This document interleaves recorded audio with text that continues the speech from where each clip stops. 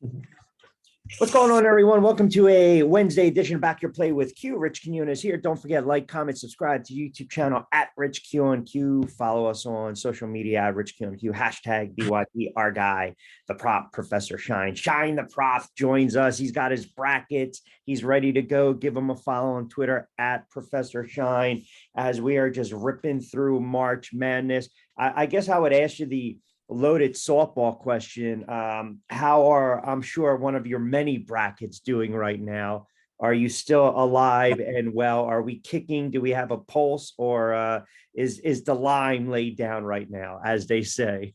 Well, surprisingly, I'm still alive in the main one. And like I said last week, I had UCLA in my main one. Even with the injuries that they had, I still thought that they were a little undervalued. I think they went off at 12-1, but I say I think because I have multiple futures, but that was one of the main ones. And then I picked UCLA in my bracket to come out and to beat Gonzaga, which kind of hurts because I took Gonzaga in the Calcutta that I'm in, because they were underpriced, forgetting that they would have to play each other. So not the end of the world, but I have UCLA live. I still think that there's some value even now when you get the Sweet 16. I thought Alabama would win 2 games, but I don't think Alabama is going to win the whole thing. Agree. Yeah, I think either fade Alabama or Houston. I don't think you fade both. I did fade, like we mentioned last week. We both did not like Purdue. No, we joked. We said one and done, quick bounce, and what happens? I mean, that's a debacle of a loss for that season and that head coach. How is he not under fire, man? It's tough. I thought he did handle the press conference. I felt pretty well. Which means he's probably his job's pretty secure. Yeah, right. But you really don't want. I thought that they would lose the second round game. Nobody saw them losing to FDU. No, which was really, yeesh. I mean, there's a narrative out there about the Big Ten teams. Do they all play a style that's just not good for March Madness? Of course, Izzo screws this up by beating Marquette, but there hasn't been that dominant blow-away team to come out of the Big Ten for a long time. No. Even the team that got to the finals against Villanova, that game was, you knew that was never going to be a game. Yeah. But here we are. That's the narrative. Purdue's gone. Every other Big Ten team is gone. And Michigan State has a live shot to be in the Elite Eight. So maybe it's just Izzo can play this style, but I don't think they can win the whole thing either. No, I think that's a good point that you bring up. And by the way, the props appearance from our good friends over at Play It Again Sports, 1450 Clements Bridge Road. They pay top dollar, good cash for you, sports equipment and more. They got authentic old school jerseys, open 7 days a week. Check them out. It's a really cool store with a lot of merchandise. And there's a ton of value when you walk in there. Speaking of the value you just mentioned, right? If you look at Michigan State, I think 3-2 their last 5 ATS. Now we mentioned the win over Marquette, 69-60. Walker went off. I think he exploded for like 23. Here's the problem with Michigan State. You're talking about styles, right? Against K-State, which is a very well-coached team. I think Michigan State has a little West Virginia. They live too much on the perimeter shooting. They were 2 of 16 from behind the arc. Now that game to me essentially is telling me that is a pick 'em game, the way I look at this. Now, are we looking at Michigan State and Izzo as the X factor? So we're going to give you that courtesy 1.5. How do you look at this game? How do you handicap this game? Is it more or less who's coaching and the magic we've seen with Izzo in the past? I think it's a little bit of everything. It's when the important metrics that come down is what is your team, right? What do you do well? Izzo tries to recruit players that fit his style. but it's, it's not a secret. You have to be able to you shoot, make open threes, and play defense. It's pretty Yeah. much his thing. He hasn't been able to get the one or two just blow away, one and done player. But overall, I think when you throw all the metrics together, they're probably just a little bit better than Kansas State.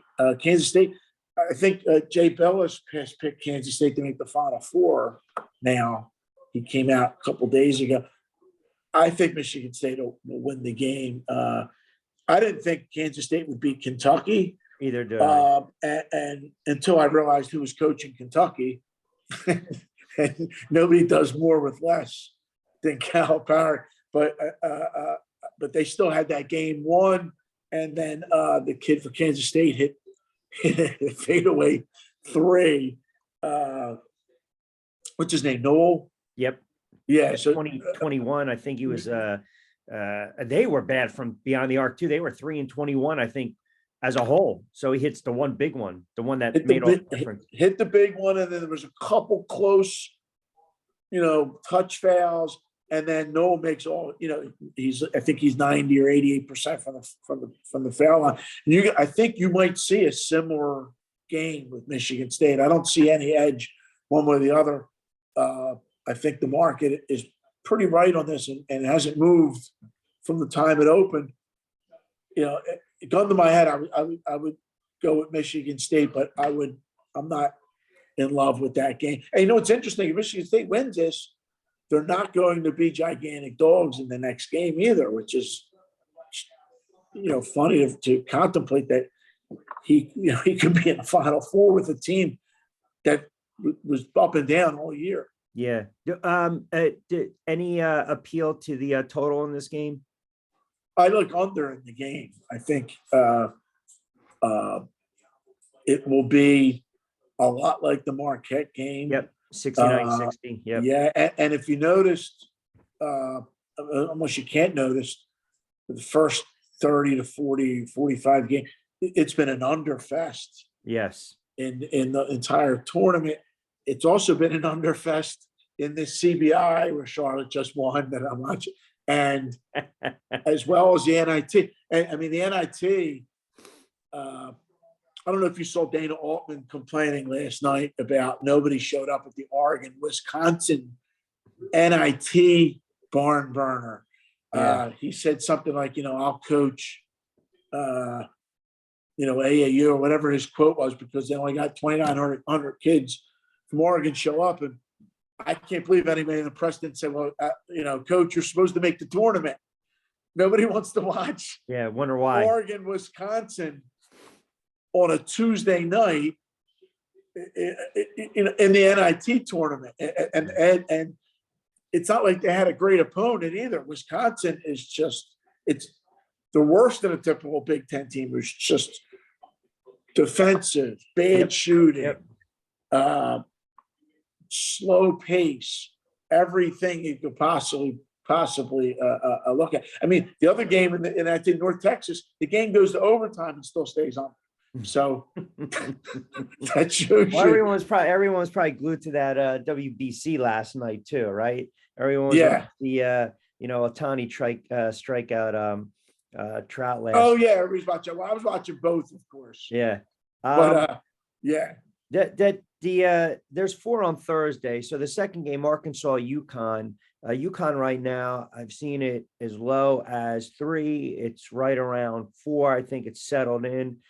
Listen, I mean, again, we talk about busting the bracket. Arkansas taking on Kansas, upsetting them 72-71. UConn pretty much pulling away from St. Mary's. I'm still trying to figure these teams out. I don't know if this is a classic case of hell of a run by UConn, or, when I look at Arkansas, I know they can play defense. I know they've got some, they've got balance scoring. They don't have a ton of guys that are going to blow you away. You got, Smith and Black averaging right around 12.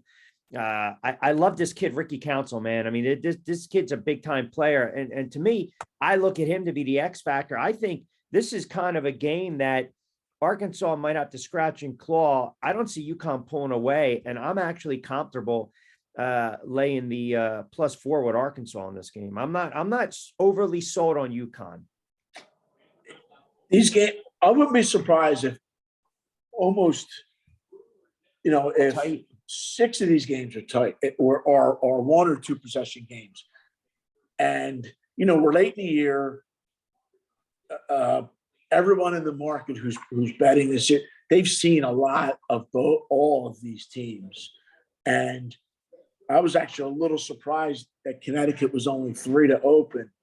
It's right around 4 now, but like you said, it's where it should be. That just shows you Arkansas is an 8 seed.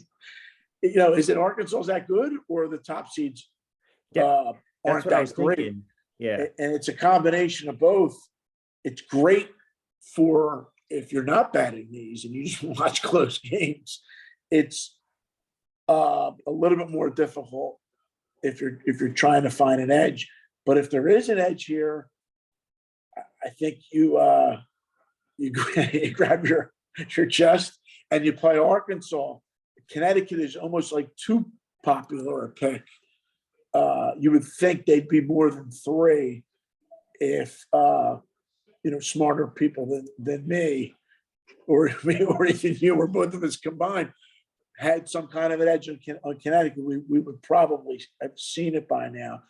I like Connecticut as a team. I think, of course, with the East Coast thing, everybody knows who Danny Hurley is. Yep, East Coast guys. His whole New Jersey background, and his team plays well. They grab rebounds. They have good stuff. But I think Arkansas can win the game and really screw people's brackets up. And UConn, I have a few numbers here for UConn to actually updated numbers for for futures, like just to get out. And Connecticut they're like about 9 to 1. Arkansas to win the whole thing. I saw a 27 to. Wow. which I thought was just too high. And some of these teams have to lose. It's going to be sure there could be all chalk in the final 4, the 4 teams, or it could be 2 1 seeds. But this is only a Sweet 16. Lots of teams lose in this round, and I can see UConn losing here. I try to differentiate between what's likely and what's possible. Yeah. A lot of narratives are like, oh yeah, of course that team can win. What's possible? Arkansas, it's very possible. If you're going to get plus money, I even think a money line play is not bad with Arkansas. Right. And what are you betting? Are you betting possible or probable? Right. Right. Yeah. When you think about Florida Atlantic, Tennessee, that's a 9 and 4 seed. Tennessee's laying 5. Florida Atlantic, they had that ridiculous run during the season where if you were betting them, they were covering machine left and right. I think they ripped off 19, 20 wins in a row. They were one of those smaller schools when we talk about teams that have won 30 plus, Gonzaga and UCLA, obviously the big boys, 30 and 31 wins respectively. I don't know if Florida State, we look at them and say, all right, you know what? It's a cute little story. It's a feel good. Here we go. But hey, man, they've gotten to this point because they've kept the games ugly, grinded out, and they've kept within striking distance, and they were able to get some of these wins late. And to me, that's a mark of a team that's, that's a good team. I mean, look, Fairleigh Dickinson played them tight, right? They lost by 8. They played them tight, and maybe they overlooked them a little bit. I don't see Tennessee, blowing them out here. I just don't. I think there's a little juice right now with FAU, and that line right now, it's sitting right around 5. Is this, I would have thought it'd be higher because you saw what Tennessee just did against Duke. Yeah, I thought the line was short. It came out. I saw 5.5. I did see a 6 for a minute, and there's been some obviously there's some love for Florida Atlantic. Good through Florida Atlantic schedule. They do have they beat Florida in Florida. Yep.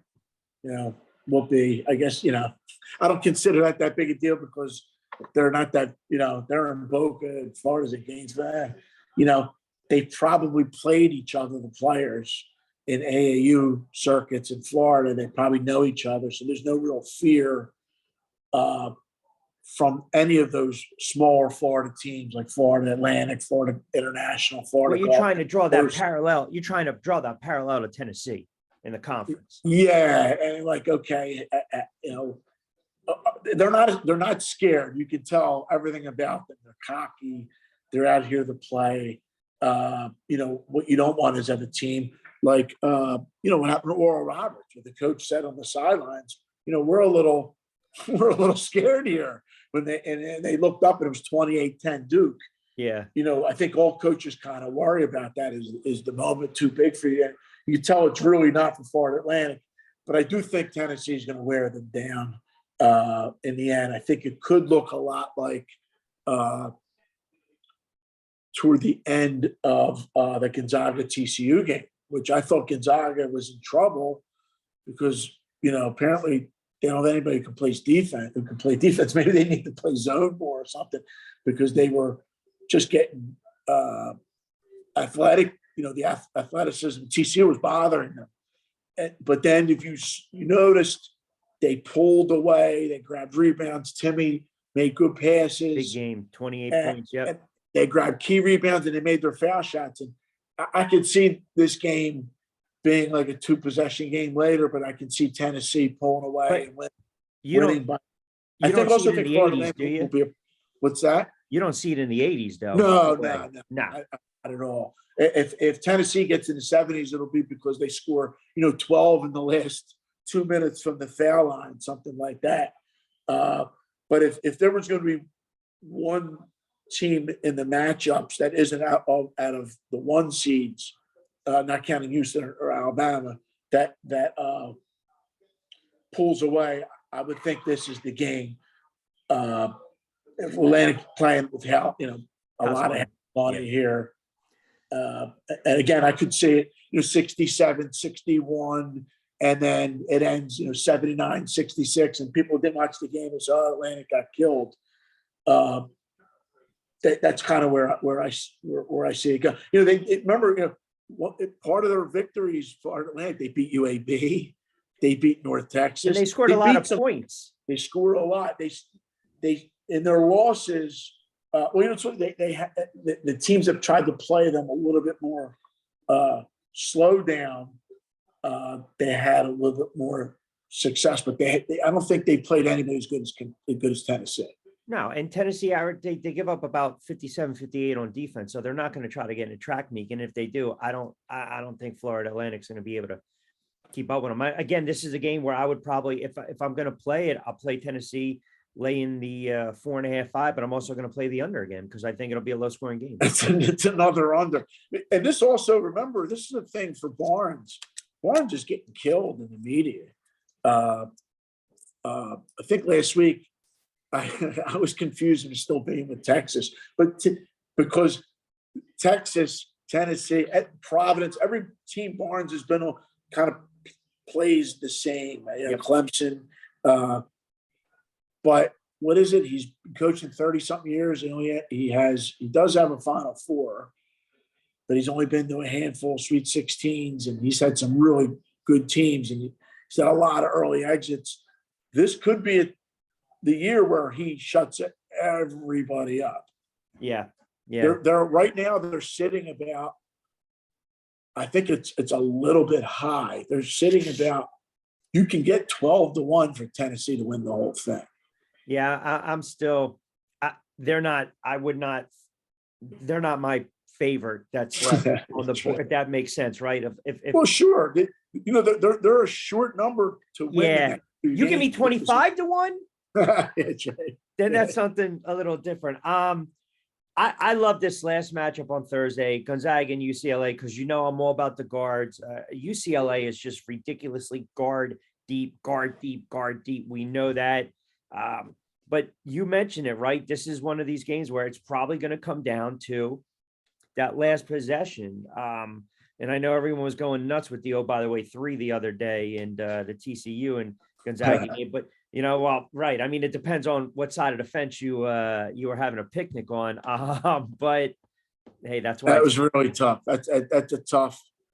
Because he took a dribble. That's the thing. He took a dribble. You would think you just bounce and run out the clock. Well, the question is, can you grab a ball and shoot in 0.7 seconds? But Trent Tucker did it. It's a really slow clock. They don't they're not paying attention. And I think it was a cheap. They let the ball dribble up. You're not really supposed to shoot. I mean, it was kind of a cheap thing to do. It's terrible. Terrible via Gonzaga. It's terrible, but hey, man. Well, it was good for? It was good for the people that maybe had Gonzaga in a bracket. Yeah. Moving forward, and they said, you know what? I don't like where I'm at. I'm going to play TCU plus the 4.5. They're probably the 18 people in the country that did that. I got to say, I don't like. Every year, I really like Gonzaga. The year they lost to North Carolina, we touched on it last week. I think they had the best team. I think they got a little bit hosed a little bit. They got the doors blown off against Baylor. If there's a blowout, I think this UCLA would be the one to do it. If you're going to take a side, I think you take UCLA, and I think you take a shot on an alt line of minus like 7, 8. I'd have to look at it a little bit better, see what's the better key number. But I think that Gonzaga has had some games this year where they didn't play. It's not that they didn't play. I don't think they can play. I don't think they have the players to play the best team defense that they can. I mean, if you remember in the TCU game, if they call that hook kind of on Timmy, because Timmy is a little slow foot, if you get a ref who calls that play, they're going to be offensive fouls. And if Timmy gets in any kind of foul trouble, they don't have that other play. I like their guard, but he's hot and cold. Yep. Yeah, and Timmy, you mentioned too, right? You're right. Maybe the game's called a little differently, where he's not going to be able to put the ball on the floor, find his spot, and he's not scoring 27, 28. But I want to go back to something you said about the alternate line. I mean, if that's the case, why I would just lay something on UCLA money line. Well, UCLA's favored by a couple. I like them out. Right? Yeah. Well, they're favored by a little, and I just think if you're going to maybe take a shot of one team running away, and I think in this spot it would be UCLA to run away by more than 10. TCU was really close to they had a couple possessions where they could have been up. Absolutely. 16, 13, 14, 16. And it's a much different mental way to come back than from 10. Yeah, and to your point too, though, with the Zags, you're always waiting for the other shoe to drop. Like we talk about teams you can't trust. Remember, like a couple of years ago, you had Tennessee and Baltimore, and everyone's sitting there saying, "All right, you're going to be able to go on the road. You take Tennessee on the money line and beat Baltimore. We don't trust certain teams. You don't trust come playoff times, come March Madness." I'm not a fan of the Zags. They'll win their 30, 35 plus games. They'll get to the Sweet 16. They'll win the 2 games that they should. And the WCC doesn't have. It's the same problem you saw with St. Mary's. St. Mary's is a really good team. They need one other player. Yep. To kind of offset the lack of athleticism that they can suffer from. If they have teams that just get out, everybody boards, they have a little bit of a problem. I hate to admit it because I love the way St. Mary's plays, and I love Gonzaga as a team, but it's just I don't like their defense this year. Yeah. No, listen, I agree with you on that one. Wednesday edition of BYP from our good friends over at Play It Again Sports, 1450 Clemens Bridge Road. They pay top dollar good cash for used and good sports equipment. They got some great merchandise, old school jerseys as well, t-shirts, shorts. Baseball season right around the corner. You got a lot of baseball gear as well. The prop is joining us, Professor Shine. All right, Friday action, San Diego State. Those little Aztecs taking on Alabama. Alabama's laying a touchdown and a little juice on this one, 7.5. And I find it funny that Saban is coming out of the woodwork, barking at Alabama and their head coach, talking about the kid Miller. You know, it's almost like an afterthought, right? Oh, this kid's playing great because of all the off the court issues. I mean, come on, man. I don't want to hear that nonsense. I absolutely want San Diego State to not only win this game, win it outright or at least cover. I can't stand Alabama. I can't stand the fact that, you know, the kid's a great player, but man, I just think something stinks to high heaven that this kid's playing in the tournament. Well, how about the first game he didn't score? Oh, yeah. Well, did you see the back and forth between Clark Kellogg and Charles Barkley? And Barkley said, you know, how are you the top scorer? You don't score and your team scores. They score 96 or whatever. Yep. You know, it was purposely done. Obviously, they purposely put him in the back. They didn't want him to be the story. It was smart by Alabama. So you're going to kill this team no matter what. Yeah. I think if you were going to, you could have suspended him. You could have just said, you should have play him at all. That way, it kind of looks good. I think they may have wanted to get away from. That's all the reporters would talk about, maybe. I'm sure. Well, it didn't help. He scored 41 against South Carolina. It was like 4 days after all the news came out. I think it was raw in everybody's mind, and it hadn't spread nationwide the way it should have. Yeah.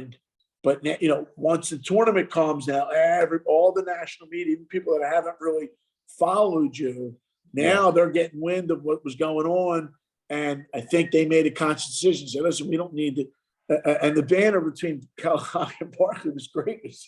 Clark Kellogg was trying to stick up for him. So, well, didn't you have any games, Charles, where you scored 0? And he said, no. You know, Google me. You know who I am, right? Yeah, right. But then, you know, Charles Barkley, I didn't have any games. I didn't score. I scored 0 points. You got to score more points. You're going to play. They kind of missed. In the banner, they kind of missed the fact what Alabama did, though. Alabama did this on purpose. All calculated. I'm not a big conspiracy theorist, unless it fits whatever point I'm trying to make. But I don't think that they're going to. I don't think Bama is going to win the tournament, and I have a feeling if I was going to fade somebody that they're going to lose one of these next 2 games. And I don't see how they can lose the game after this, because I don't think. I mean, I would be shocked if they would lose to Creighton or Princeton, or Princeton. Although everybody in the world would be rooting for Princeton and Creighton, it'd be an interesting game. The line would be 10-ish. Against Creighton, not against Princeton. Against one of those teams. Well, what about the 7.5? But I think San Diego State can win. I think this is the game. Like San Diego State has had some decent teams get into this tournament. Yeah. And, get knocked out first round, second round, and they almost fly under the radar. Man. They've always had decent teams. A couple years they had a really good team. They got knocked out in the second round. This is a short line for a 1 seed. And I like San Diego State. I think they're going to play possession by possession and let Alabama make mistakes. They didn't make a lot in the regular season, but if they have a shot to close that, to limit them, especially when they're averaging almost 70 a game. You mentioned some of these lines, right? On Thursday, not overblown, I guess we can say. Ballooned up. Different story on Friday. Houston's laying 7, Creighton's laying 9.5. Texas a little more modest, laying 4. How about your thoughts on that Miami-Houston game, Princeton and Creighton? I do think Houston. I think that I don't like Miami here at all. They've had a good run.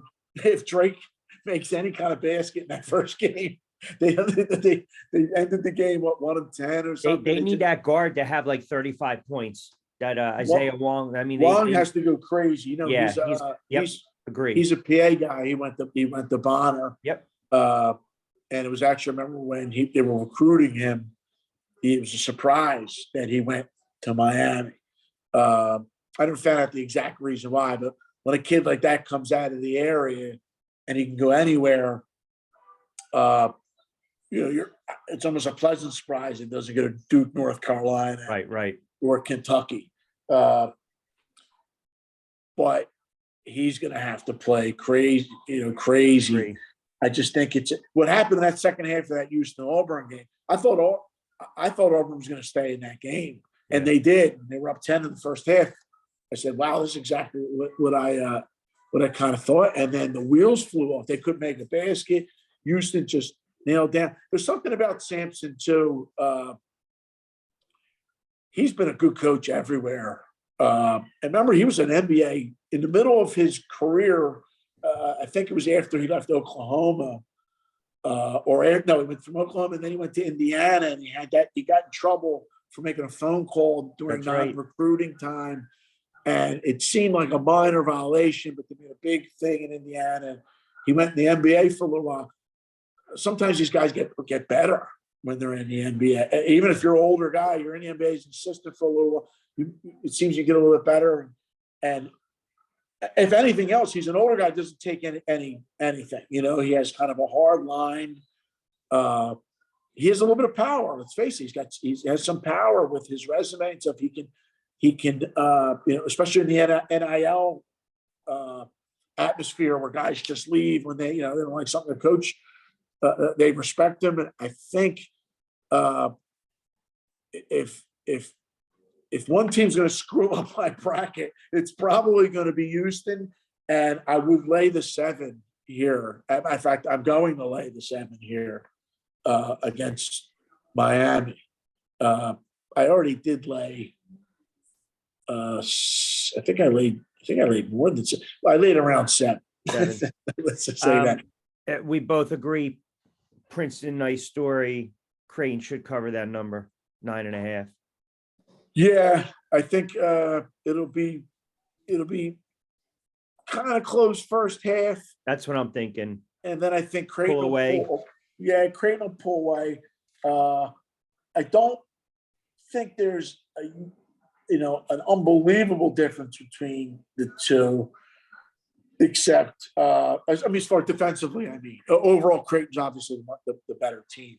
And Princeton's had a nice run. They're you talk about playing with house money, that cliche, it really fits here.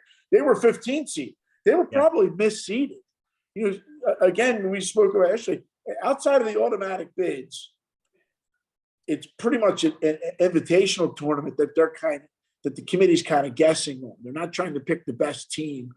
They're trying to pick the most worthy team. Sometimes that subjectivity, I think, messes them up.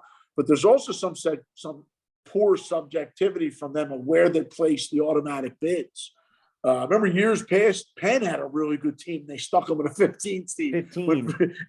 And they were I think that's more. I think that's more of a bias against the Ivy League, right? Some certain conferences. Yes. And again, you're almost saying, all right, what's your RPI? What are your best wins? I mean, I just pulled up Princeton's schedule. They lost to Iona. They lost to Delaware. They lost to Brown. Again, you have to play who's on your schedule. They're not really going out of conference too much. I mean, so I think there is a little bit of a bias. But hey, look, they shock Arizona. They shock Mizzou, right? And that game, they pretty much were pulling away against Missouri. Missouri close. Yeah, it wasn't really close. Hey, in the one game, one and done, you're going to have a couple teams that are going to play way over their heads. And if they get hot, right, you got a little bit of a problem. It's really difficult to put back-to-back games like that. Arizona game was a little different. I don't think Princeton really played well against them. Arizona. That's true. I thought it was more of Arizona just spit the bit against them. I think that's right. I think it's Arizona kind of lost that game. Yeah. And then the Princeton, Missouri, like you said, Princeton was way ahead. And I can definitely see Creighton.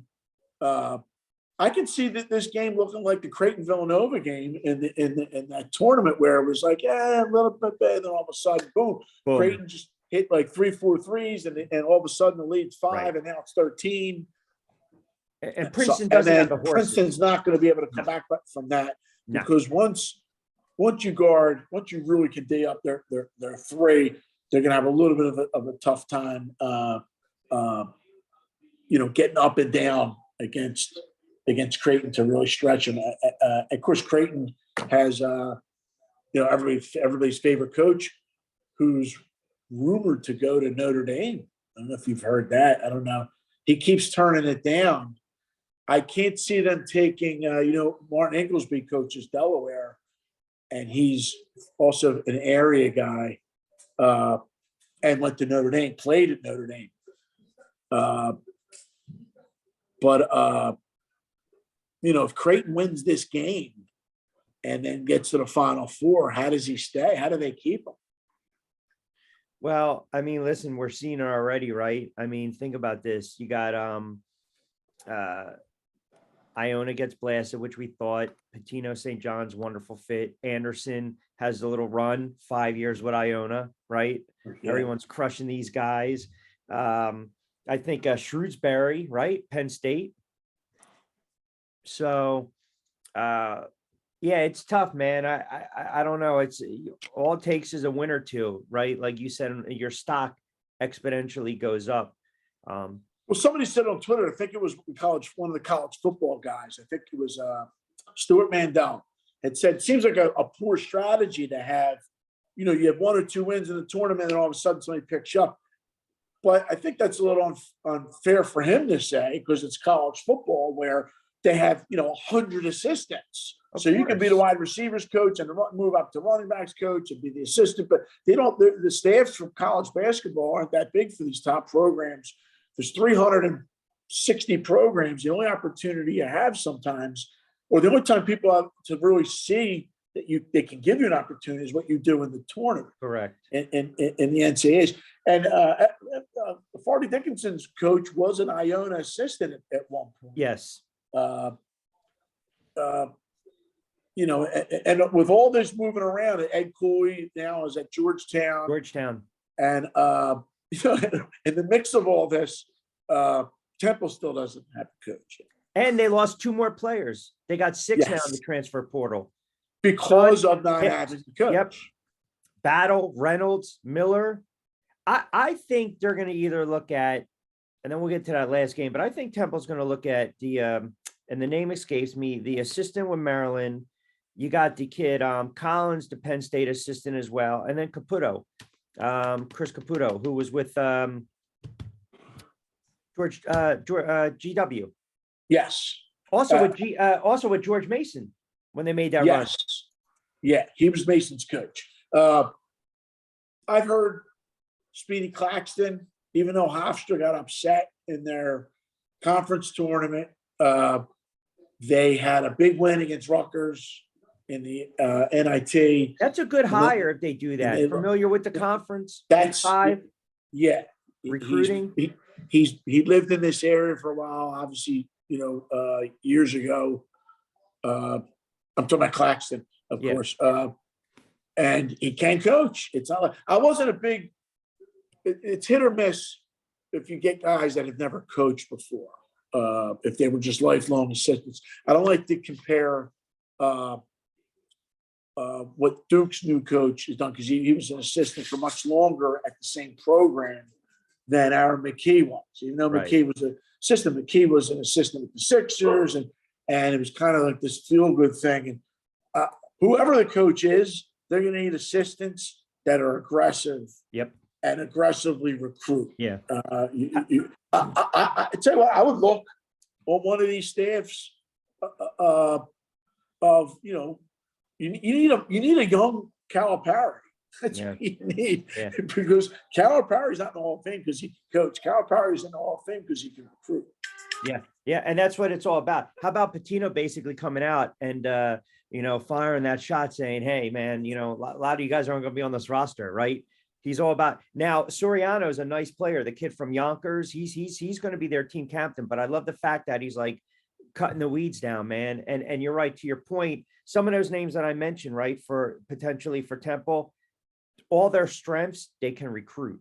And that's Sure. the name of the game. They can. Yeah, and that's what you need in college hoops, and in college football too. Xavier, Texas laying 4. Xavier's a good underrated team. Like they flew under the radar. I like them in this spot here against Texas. Texas, I think, is a little bit of a better team, which the line reflects. But I'm going to bet Xavier plus the points here. Interesting. I was actually It's going to be another one of these games. It's going to be nip and tuck. No, you're it's going to be a right. fun 4 days. It's going to be a good 4 days. I think we agree the one game that's probably going to be like 9 or 10 points and then a couple misses and then Crane gets up the floor and it's a 16, 17 point lead. Like that's, if I'm looking at the lines and I'm saying where I'm a little more confident with a couple more units, maybe it's Creighton. I'm not of the, let me ask you this. Are you of the belief when you look at lines like this and then you're one way or the other on, say, a lower line, would you tease in college hoops or you steer clear of that? I would tease if I could get an extra point. Yeah. Right. I could get 6 points at minus 110 as opposed to 5. A layman might say, oh, that's not big a difference. It is a big difference. It's a big difference. That extra point, it's a big deal. Or if I could get, plus 5 at even money, it would make sense in certain situations. A team getting, you're moving off of, a team getting 4 or 5 of a key number, Gotcha. moving it, or 3, you move it all the way up above other key numbers in college basketball. When you start of course, just like football, the higher the line is, the more discrepancy between the two teams, the higher the variance. And you don't want to be messing around in any kind of scenario like that, where, you see all the time. I call it the Brent Musburger tease, where you tease the team that's plus 15 or minus 17 down to minus 13. And, it's not what you should be doing. What you want is some of these teams that are right in the range of the key numbers in basketball. But I'm also I've bounced around over the years over different things. Of if I had the better team 4 or less, a lot of times I've searched for the best corresponding money line. I've gotten hurt, and sometimes nothing hurts more than you risk a little bit too much on the money line and you lose by 1 in overtime. That's brutal. or actually you're lucky to get to overtime, or you lose by 1 in regulation, or it sticks with you for a while. But it's also good when you make the run out and you get a team like not the Oregon game, but the game before was Wisconsin, I think on Saturday morning or Sunday morning, that they opened plus 3.5. It closed at 2. And I had played the money line in Wisconsin. They won the whole game by 2. So but it's one of those things where anything could have happened. And I got the winner. I think I had the team that was a little bit better. I kind of think that Xavier is in that kind of spot now. It's almost like sometimes they're the market will go to an equilibrium, and you'll see the line, and our opinions are like, wow, this team's seated higher. They're begging us to take it, take the underdog. Man, that's really a dare. A lot of times, if that's your thinking, you're not that far off. Right. Texas looks low, I think, for the wrong reasons. I think Xavier is good, and you're getting some extra stuff. It makes sense. Professor Shine joining us, Wednesday edition of BYP. Rich Quinones here from our good friends at Played Against Sports, 1450 Clements Bridge Road. And again, open 7 days a week.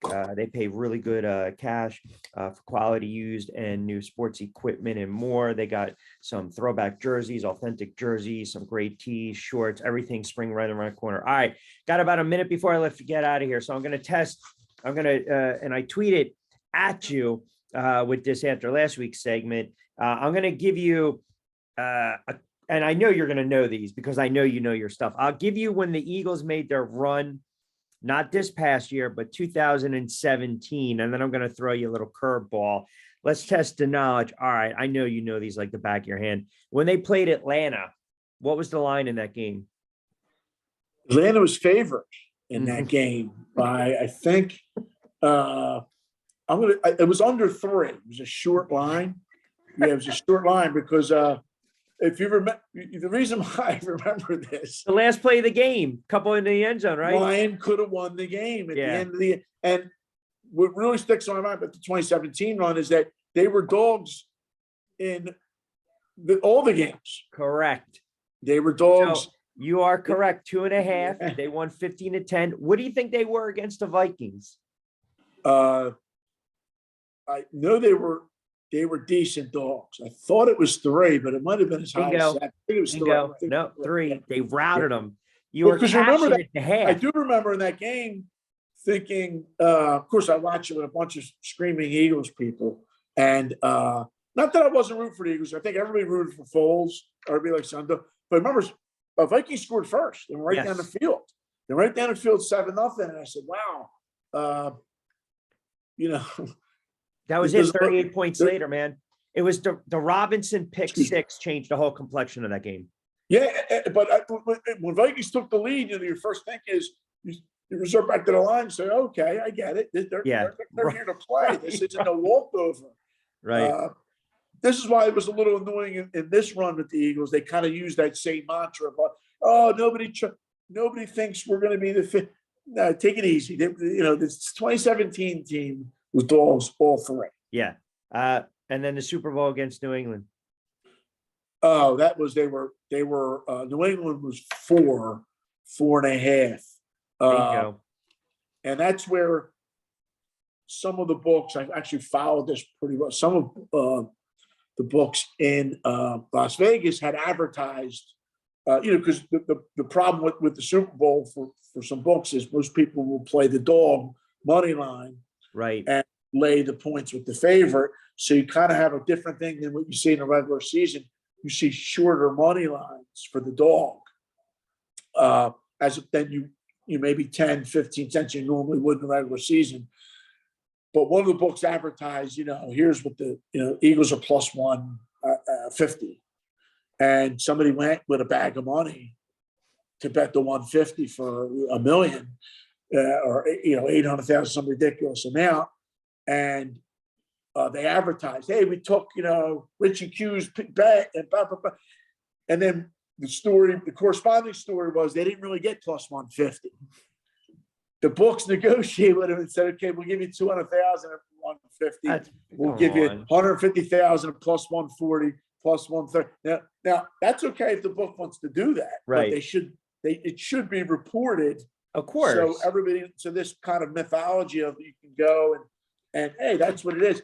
It's been done in Nevada forever. This kind of little shadiness, but you would think if they put a price up there, full transparency. Yeah. Yeah. Exactly. Yeah. No, I hear you. It's like a one-day sale, right? They change the price like that. All right. I'll throw you this one before I let you get out of here. This is a little curveball one. Last one, 2000 Ravens Raiders AFC Championship. Ravens at the Ravens. That's the game that Saragusa landed on top of Gannon's arm, right? Correct. They knocked him out. Bobby Hoyne came in. Yeah, poor Saragusa's pass. I don't want to talk bad about that dirty play. He hedges it, Oh my God. It's like bending his arm. He I bent his like, arm. I like how you hedged it right there. You don't want to talk ill of those that have passed away, but hey, I land a mean, little awkward, will you? he was great in 25th Hour, but I mean, Yo, his are you acting, kidding me? he was good. Classic. But his acting after that, of I barely touched him, was really big. 300 plus pounds. Uh, Yeah. Raiders were favored in the game. And Yeah. I think the line was more than 3. So I think the line was 3.5. 6. It was 6. Wow. 16-3, and the total was 30. Yeah. I know it went way under because Gannon got hurt and bringing Bobby Yeah. Horn. The great Bobby Hoying. And remember the next year, I think it was the next year, Raiders were healthy and they got McNair and Tennessee at home. And it was even higher than 6. It was like 9. Yeah. And they just ran the doors. Buried him. Yeah. Buried him. That's great stuff. 25th Hour. We'll have to dissect that next week. Classic movie. Best scene ever is when Norton's in the men's room going off on himself in the mirror. It's a classic, man. Homage to 9/11 with Spike Lee and everything. Syracuse part, Rich. I like where he goes, because I had no choice. Yeah. Because I had no choice, Monty. Philip Seymour Hoffman was such a loser in that movie, but he played the part to perfection. He's great. He's a classic, man. Everyone give Prop a follow, Shine the Prop at Professor Shine. He's been crushing it. He joins us every week from our good friends over Played Again Sports. All right, I will let you get out of here, and your trolling on Twitter commence. I know you've you've had some fun with the peeps on that one. I just laugh sometimes when I go through the feed and I see you pop up. I'm like, who is he friggin' who is he trolling right now? Who is he getting on talking about, fading this and BS tickets? And hey, by the way, I do think you might be onto something here with just the funny stuff that you hear, especially on Fox Sports with the gambling experts. You got Coward the other day talking about let's not forget Kansas didn't win it last year. Wait, what are we doing here? What are you talking about? Well, you know what is it? They kind of wade in. I think the attitude some of the producers is just talk about sports gambling. It doesn't matter if you know what you're talking about or not. That's one thing. Just bring it out.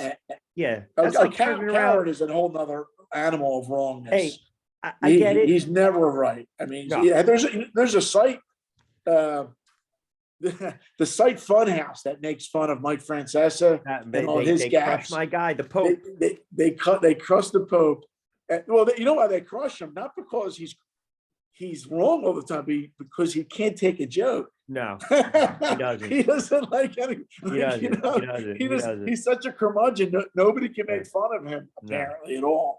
Imagine what Phil Mushnick wrote about him years ago. He says, when the light turns green, Francesa thinks it's because he knows somebody down at the dock. Oh man, that's hilarious. And then conversely, Russo will laugh at himself. So and completely laughs at himself. Always. He doesn't take himself seriously. He's free rolling. He's in the Hall of Fame now. You can't. Yeah. I've been trolling. He's my new troll, Mad Dog Radio. He's been my new troll because I love the show. I like him, but he stretched a little too thin, Mitch. We should all have those problems. You're no doubt. Listen, to show up in a bad sports blazer off the rack. I just mentioned my buddy the other day. The best was when they were talking Michael Vick years ago, and Francesa turns around and he goes, well, the PETA people have come in. And Russo's like, Peter King?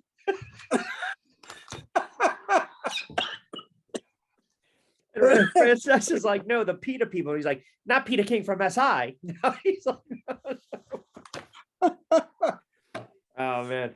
All right, brother. Good luck with the rest of the bracket. Keep crushing it. We will do it again next week. Always appreciate a couple moments. No problem. Thank you. Take care. You too.